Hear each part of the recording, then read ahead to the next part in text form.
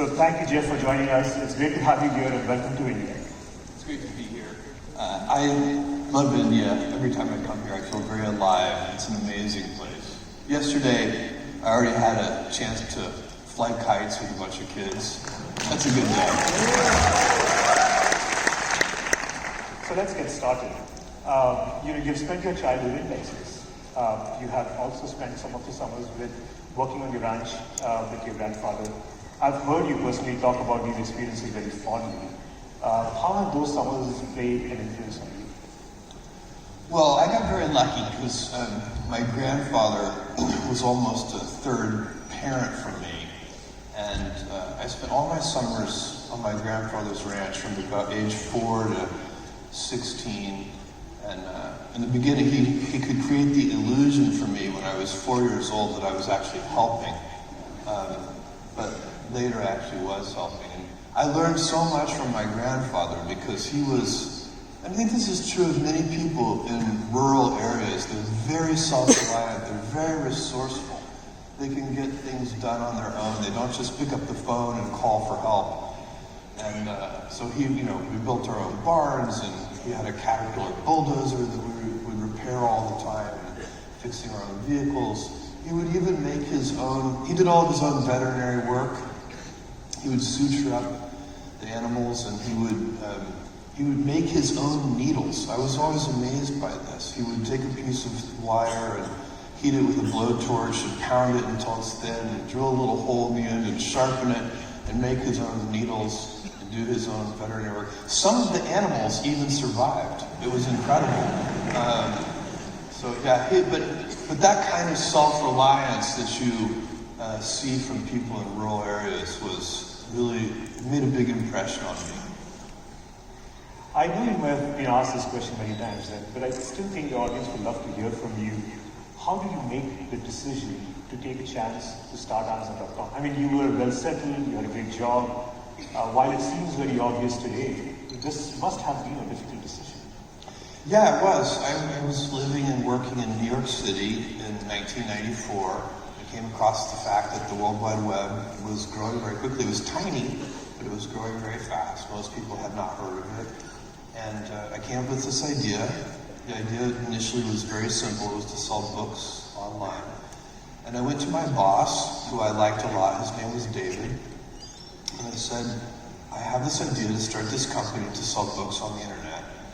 And he took me on a long walk in Central Park in New York and listened to this idea in great detail. And he said, it actually sounds like a really good idea to me, but I think it would be a better idea for somebody who didn't already have a good job.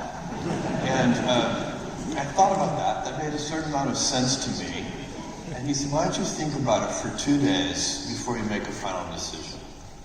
And so I went away and I thought about this. And I was trying to figure out how to make this decision, because in the moment, personal life decisions, those choices can be very challenging. And I finally figured out for me the right way to think about it, which was I wanted not to have regrets. I pictured myself, 80 years old, and thinking back on my life in a quiet moment of reflection. Would I regret leaving this company in the middle of the year and walking away from my annual bonus and all those things that in the moment could be very confusing? And I thought, when I'm 80, I'm not going to think about that. I'm not even going to remember it. But what I will do, I know for a fact, I have this idea, and if I don't try, I'm going to regret having never tried. And I know also, if I try and fail, I'll never regret having tried and failed. And as soon as I thought about it that way, I knew I had to give it a try. And did you ever think that Amazon... And did you ever think that Amazon could have been the success that you have been? No. So what's actually happened over the last 25 years is way beyond my expectations. You have to remember, I was delivering the packages myself 25 years ago. We were selling books. I was hoping to build a company, but not a company like what you see today. Everything was one step at a time. mean, I'm curious, what would you have done if this bet didn't pay out? I would be an extremely happy software programmer somewhere. Well, it feels good to me because I am a software engineer by profession, so I think I'm in the right place. Thank you. It's fascinating to see, personally, I've been very impressed by how you have been able to scale as a leader, as a builder, as an operator, starting as a founder of a small online bookstore, but now being able to serve hundreds of millions of customers globally across many, many lines of businesses. And today in our audience, we have many entrepreneurs, small, medium businesses who have big dreams. Yeah. And I was wondering that if you have any advice to them as they scale their own businesses. Well, yes, I've seen Amazon at every scale level. So I've seen it when it was one person, it was just me. I've seen it when it was 10 people, and 100 people, and 1,000 people. Today around the world, it's more than 700,000 people. And at each stage, I've had to lead the company differently. In the very beginning, not only are you deciding what to do, but you're also deciding how to do it. And in fact, in the very beginning, you're even just doing it yourself. So that's the beginning. And then as the company got a little bigger, maybe it gets to be about 100 people, and you're still helping figure out not only what to do, you're still figuring out how to do it, but you're doing less and less yourself. Other people are doing the things, and you're helping them figure out how to do it. And then as the company gets even bigger, eventually that question changes, and you stop helping as much with the how, and you more exclusively help with the what. So you start figuring out what to do, but not how to do it. And then, when the company gets even bigger than that, the question switches again, and you stop spending as much time even figuring out what to do, but you start figuring out the who. So the question sort of progresses. You're choosing leaders, and so the big question becomes the who question. And so you kind of go from the question of how, to the question of what, to the question of who. And that's been my progression. And I'll tell you, the who has been so valuable for me because I have always been figuring out how to hire people who could be my tutor, people who would teach me. And that is, if you ever get lucky enough to be hiring people, make sure you're hiring people not only that you can teach them what you know, but make sure you're hiring people who also are going to teach you things and that they can be your tutors. And that has been the secret to the scaling of Amazon, all along the way. Thank you.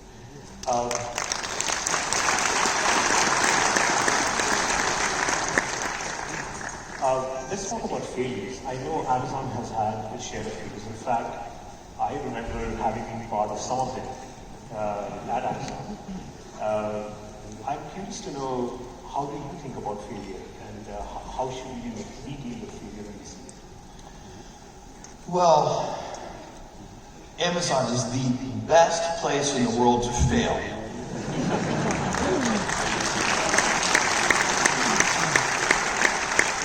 And the reason for that is we have a lot of practice. And by the way, there are multiple kinds of failure. There are at least two kinds that are really important. There are experiments. You're trying to figure out something new, maybe that nobody in the world has ever done before. That is high quality failure. Because when you're experimenting, you don't know if it's going to work. In fact, if you know in advance that something is going to work, then it is not an experiment.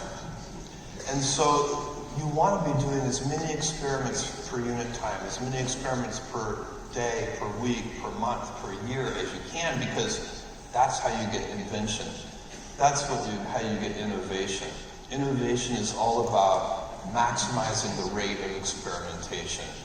And so you have to organize to be able to experiment. You have to have a culture that supports failure.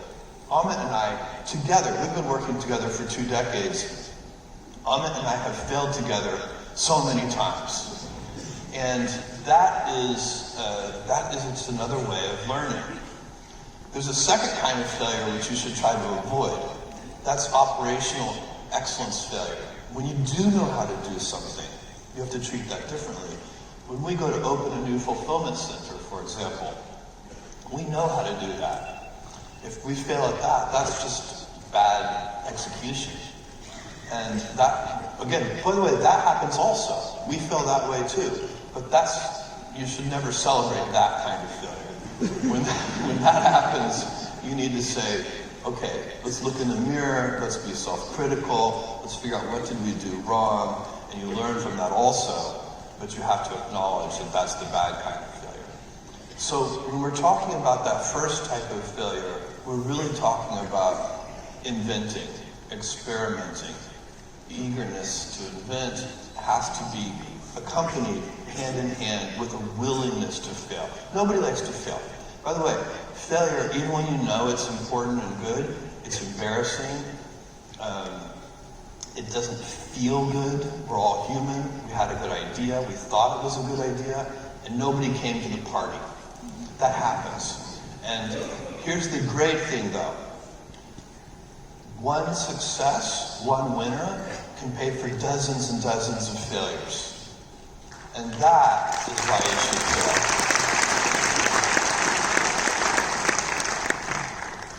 I myself have some scar tissue, having worked on auctions and Z-shops. I don't know if you remember those. Oh, I remember. I have the same scar tissue all over my body.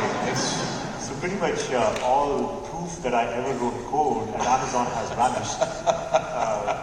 But the exciting thing is a lot of those inventions actually helped us launch India. That's right. Which is because auctions was a failure, Z-shops was a failure, but out of those ashes came Marketplace. And then Marketplace was a huge success, and it formed the whole foundation for Amazon India. That's great.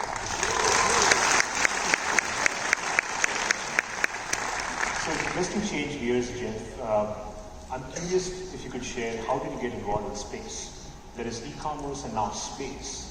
And maybe if you could share a little bit about what's Blue Origin up to and why that's important. Well, I have a company called Blue Origin that's building reusable space vehicles. It is a childhood passion of mine, first of all. I started getting interested in space when I was a 5-year-old boy. And I watched Neil Armstrong and Buzz Aldrin land on the surface of the moon. And I have been studying rockets and rocketry and rocket propulsion and space travel since I was a little boy.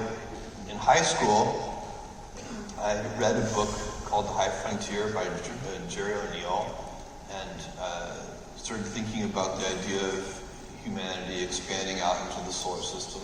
I believe this is extremely important. We have a choice as a civilization. We can either have a life, I'm talking about many decades from now or the next couple of 100 years. We have a choice. We can have a life of stasis, and because Earth is finite, and we aren't running into the limits of that right now when you look at things like climate change. Earth is a finite planet, and if we continue to grow and we continue to use more energy per capita, all of those things have brought us an expanding civilization and all kinds of wonderful things that we value, world-class medicine and vaccines and all these things as we've expanded. But we also use a lot of energy to produce those things. I think over the long run, again, I'm talking kind of hundreds of years, our descendants are going to move all heavy industry off of Earth. All the polluting industry will be done in space, where we have infinite resources for all practical matters. And Earth can effectively be zoned light industry and residential. And Earth can be this amazing garden. We have sent robotic probes to every planet in this solar system. We, humans, have done that. This is the good one. There are no other good planets in this solar system. We have to take care of this one. we have to do that a bunch of different ways. There's a lot of here and now things we need to do to take care of this planet. But long term, if we want to continue to grow our civilization and have the freedom to do that, we need to also use the resources of the solar system. And to do that, we need a dynamic, entrepreneurial civilization in space. We need there to be space entrepreneurs. I have had the great fortune, alongside Amit over the last 20 years, to watch on the internet the most dynamic, entrepreneurial, it's been so exciting. And what could happen on the internet is that 2 kids in a dorm room could build a company the scale of Facebook. 2 kids in a dorm room could build a company that today has a $500 billion market cap. That kind of dynamism cannot exist in space today. 2 kids in a dorm room can't build anything interesting in space. The cost of admission, the price of admission is just too high. To do really interesting things in space, the price tag starts in the hundreds of millions of dollars and goes up from there. And that's the job of Blue Origin as I see it. I want Blue Origin to reduce the cost of access to space by such a large magnitude that we can have 2 kids in a dorm room start a great space company. That will be the future generations. They'll be able to do that, and we will all benefit from that. It's very exciting. And we need reusable rockets to do that, so that's our focus. But talking about also taking care of this planet, I know you're an optimist, but the threats of climate change are very real and worrying.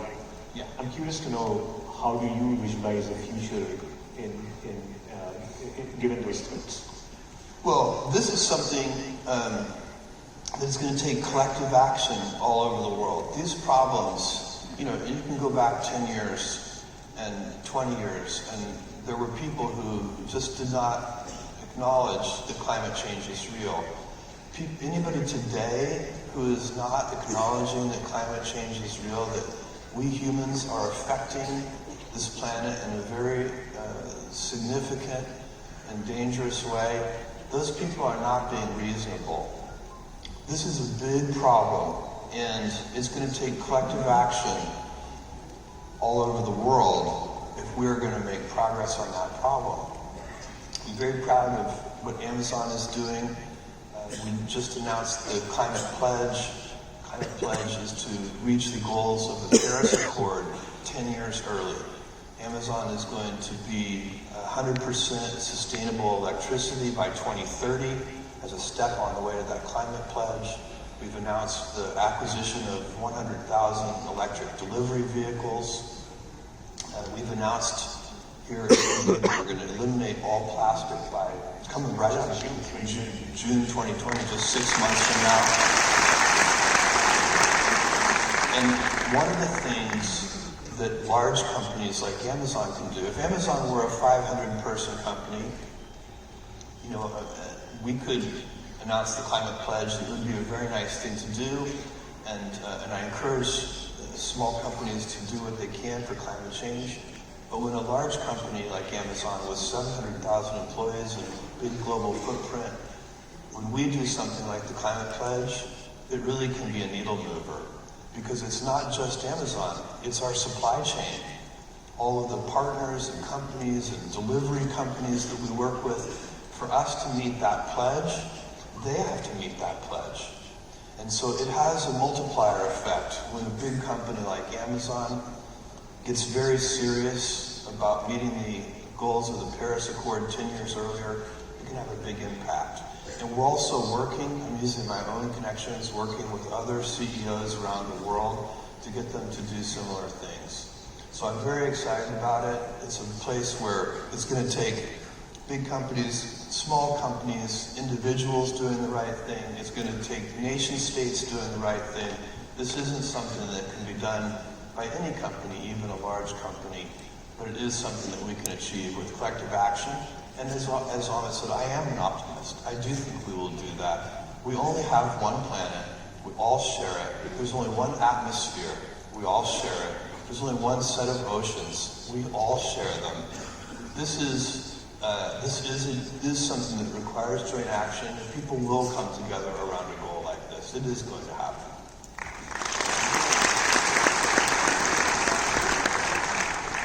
So Jeff, you're in the midst of thousands of SMBs in this, and as I was just talking about, I feel the Indian SMB is very unique in their resourcefulness and inventiveness.